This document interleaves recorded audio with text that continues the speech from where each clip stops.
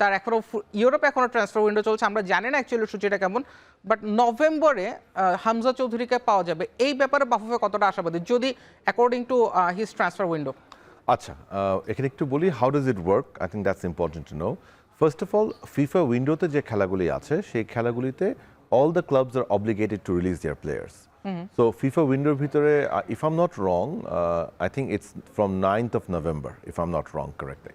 So 9 November থেকে যে উইন্ডোটা শুরু হবে, so 9 November and 9 November onwards till the final, সব প্লেয়ার অ্যাভেলেবল থাকবে because the clubs are obligated to release their players. এখন 9 তারিখের আগে যে খেলাগুলি হবে, কারণ আমরা যতটুকু জানি 4 তারিখ থেকে খেলা শুরু হবে, যদিও ফিক্সচারটা আমরা দেখিনি এখনো, আই ডোন্ট নো, মেবি প্রথম দিন আমাদের খেলা হতে পারে, আমি জানি না, এটা তো আসলে স্টাফের উপরে, বাট আমি ধরে নিলাম 4 তারিখে আমাদের খেলা। সো 4 থেকে 9 যে খেলাগুলি হবে, এখানে যারাই হামজা বলে না, আমাদের ডোমেস্টিক ক্লাব যারা আছে তারাও কিন্তু they are not obligated to release the player.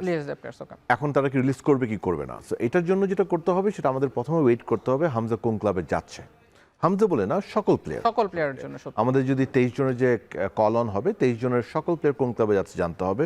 তারপর আমাদের দেখতে হবে তাদের লিগের ফিক্সচার দেখতে হবে। আর আপনি যদি ফিক্সচারে দেখেন যে ওই সময়টাতে এমনিতেই তার খেলা নাই, তাহলে কোনো ঝামেলাই নাই।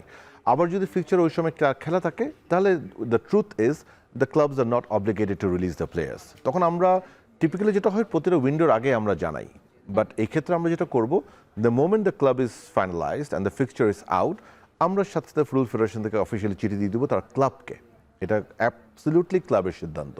সো তার ক্লাবকে আমরা জানাবো and then upon the discussion will know. So it's actually too early to say.